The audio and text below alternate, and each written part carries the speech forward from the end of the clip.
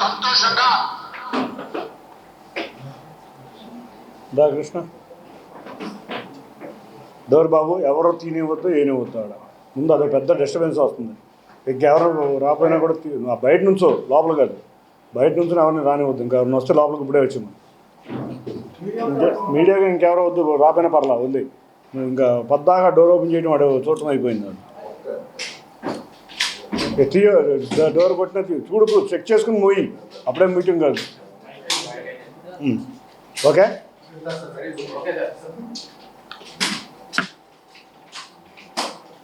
అందరికీ నమస్కారం.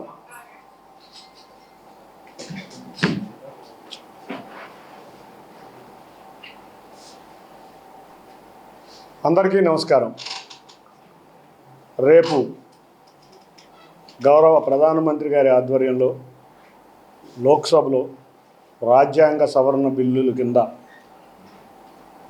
మహిళా బిల్లు, అంతేకాకుండా కాన్స్టిట్యున్సీని పెంచే విధంగా బిల్లులు రెండు కూడా రాజ్యాంగ సవరణను చేసే విధంగా లోక్సభలో రాజ్యసభలో ప్రవేశపెడుతున్నారు. ముఖ్యంగా చెప్పుకోవాల్సిన విషయం ఏంటంటే, ఈ మధ్యకాలంలో నాకు ఒక చక్కటి అదృష్టం గౌరవ ముఖ్యమంత్రి నారా చంద్రబాబు నాయుడు గారి వల్ల కలిగింది. మొదటిగా మొన్న మధ్య చూస్తే అందరికీ, ఆంధ్రప్రదేశ్ ప్రజలందరికీ అవసరం, అందరూ కూడా కోరుకున్న అమరావతి బిల్లుని పార్లమెంట్లో ప్రవేశపెట్టినప్పుడు నేను లోక్సభ సభ్యుడిగా ఉంటాం.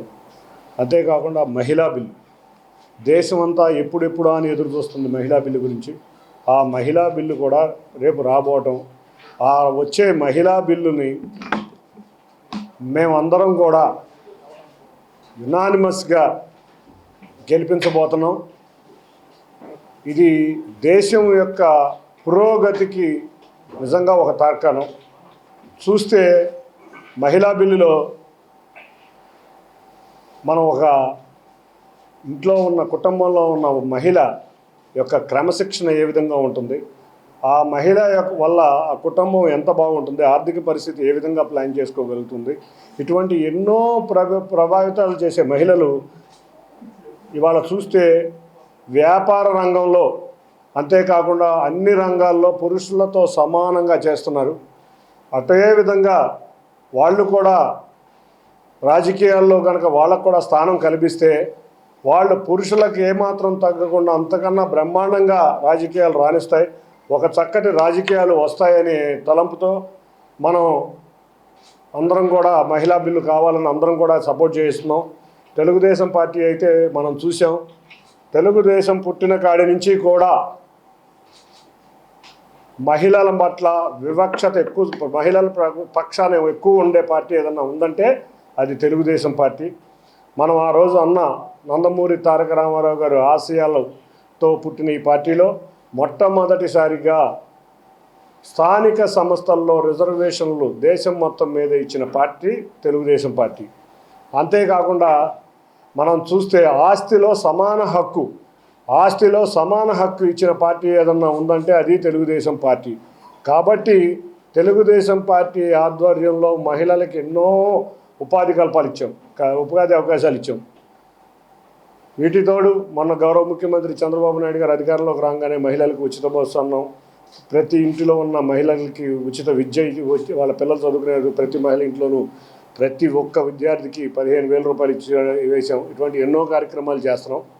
కాబట్టి ఈ మహత్తర ఘట్టం రేపు రాబోతున్నందుకు గౌరవ ప్రధానమంత్రి వర్యులకి, గౌరవ ముఖ్యమంత్రి వర్యులు, ఈ ముఖ్యమంత్రి గారు కూడా ఈ మహిళా బిల్లు ఎప్పుడు వస్తుందా అని ప్రతినిత్యం కూడా అందరినీ కూడా మానిటర్ చేసి మహిళా బిల్లుని పార్లమెంట్లో తీసుకొచ్చినందుకు వారందరికీ కూడా ధన్యవాదాలు తెలుపుకున్నాం. మహిళలందరికీ కూడా కంగ్రాచులేషన్స్. తప్పకుండా మీ ఆధ్వర్యంలో ఈ దేశ రాజకీయాలు మారబోతున్నాయి. మొన్న మధ్య పవన్ కళ్యాణ్ గారు సినిమా చేశారు, మహిళల మీద ఒక చక్కటి పాట కూడా ఉంటుంది, మగువ అనే ఒక పాటతో వారు మహిళల యొక్క విశిష్టతను కూడా తెలిపారు. కాబట్టి కుటుంబంలో ఎంత చక్కగా మీరు చేయగలరో రాజకీయాల్లో అదే విధంగా రాణిస్తారని తెలియజేస్తున్నాను.